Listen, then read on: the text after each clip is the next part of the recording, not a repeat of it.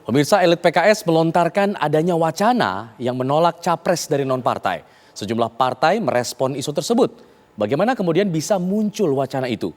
Dan benarkah ada upaya untuk menjegal capres non-kader parpol agar tidak maju dalam bursa pilpres?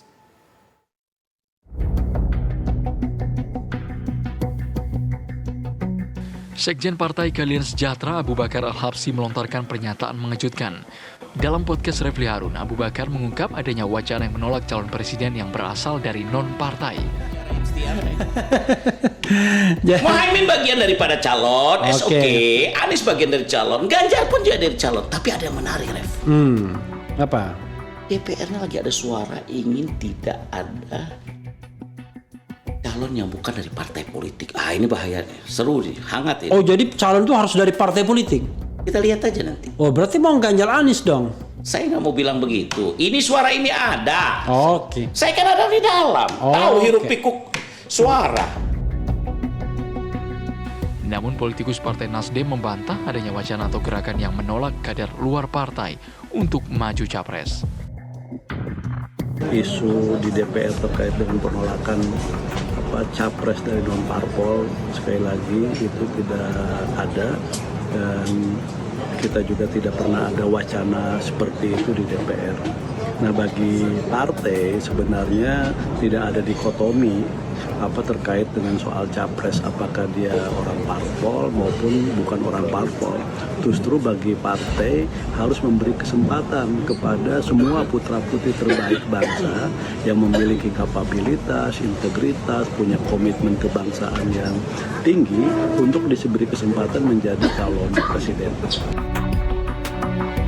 Bagi politikus PDI Perjuangan Masinton Pasaribu, memang idealnya kader internal yang diutamakan dalam persaingan bursa pilpres mendatang. Yang harus dikedepankan itu adalah kader-kader dari partai politik agar semua berjalan, pilar demokrasi itu berjalan efektif, sehingga orang dari luar partai politik tidak memandang partai politik itu sebagai hanya kendaraan ansih untuk meraih jabatan-jabatan politik atau kekuasaan seperti itu. Nggak mengikuti perkembangan tersebut ada atau tidak, tapi yang jelas kalau Gerindra rujukannya adalah peraturan perundang-undangan yang positif berlaku saat ini, yaitu pasangan capres dan cawapres dicalonkan oleh parpol atau gabungan partai politik. Itu saja yang menjadi rujukan kami, ya. Dan kalau kami sendiri, sikap kami Gerindra mengusung Pak Prabowo, yang mana ketua umum kami sebagai capres untuk pemilu mendatang. Terlepas dari kader parpol dan non-parpol, pengamat politik Hanta Yuda menilai pertarungan dalam pilpres tetap akan terpusat pada elektabilitas capres dan faktor pasokan logistik. Nah, inilah nanti pusarannya saling mempengaruhi, seperti gerakan politik, fisika politik itu gerakan sentripetal. Dia berpusar, taring-menarik antara variabel pemilik tiket dan pemilik elektabilitas. Sementara pemilik elektabilitas yang kuat seperti Anies dan Prabowo tidak punya boarding pass hari ini. Yang di sisi lain, Erlangga dan Puan Maharani elektabilitas tidak kuat, tetapi mereka memiliki boarding pass. Sehingga pusaran ini nanti saling mempengaruhi. Nah, disinilah peran-peran para kingmaker, pemilik logistik, pemilik kapital, itu juga berpusar dalam dua pusaran pusat tadi. Dugaan saya, kalau dianalisa, pola ini tidak berubah. Jadi faktor elektabilitas yang paling menentukan, kemudian diikuti dengan pusaran kekuatan pemilik partai, pemilik tiket, nanti berebut mengambil posisi cawapres, terutama lebih realistis. Sementara capresnya adalah elektoral terkuat. Apakah wacana capres parpol dan capres non-partai bakal terus bergulir menjelang pilpres mendatang? Tim TV One mengabarkan.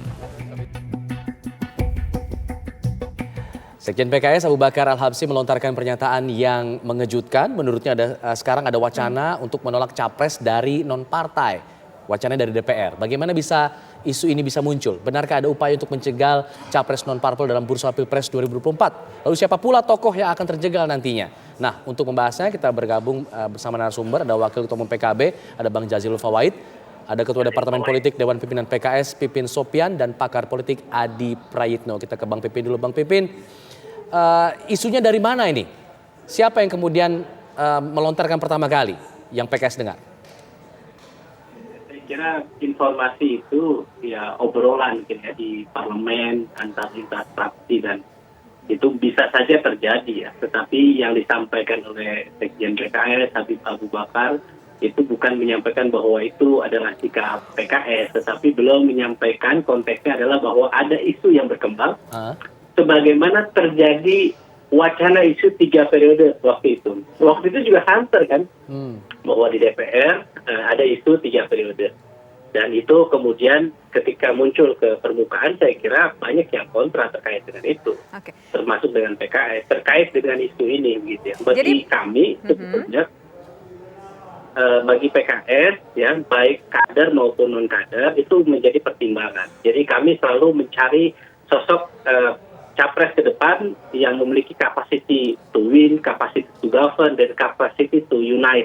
Jadi bagaimana mereka punya kapasitas, punya integritas, ya, punya jiwa nasionalis, punya jiwa Pancasilais. Yang kedua adalah mereka berpotensi menang, artinya didukung oleh masyarakat. Nah, pada titik ini memang partai politik akan selalu rasional melihat siapa sosok yang disukai dan akan dipilih oleh masyarakat. Dan kemudian yang tidak kalah penting bagi PKS adalah bagaimana ke depan kita membutuhkan sosok capres yang punya kapasitas, punya pengalaman menyelesaikan persoalan bangsa dan bisa menyatukan seluruh komponen anak bangsa. Oke, kita dapat poinnya begitu ya. Sekarang kita ingin ke PKB, ke Bang Jazilul. Betulkah memang ada wacana soal bahwa capres haruslah dari partai seperti yang disampaikan oleh PKS tadi? Seandainya itu betul juga nggak ada masalah. Sebab wacana ini menurut saya tanggapi positif saja. Ini adalah tantangan bagi partai-partai politik yang menjadi kontestan pemilu yang memiliki tugas untuk rekrutmen pemimpin politik, maka sepantasnya untuk menunjukkan bahwa partai itu memang bekerja, maka memang calon-calon yang diusulkan oleh partai itu dari kader partai politik. Nah, cuman kan tidak semua partai politik itu berhasil mengkader. Oleh sebab itu, wacana yang disampaikan oleh Pak Abu Bakar Al-Habsyi bagi PKB itu tantangan buat partai-partai politik.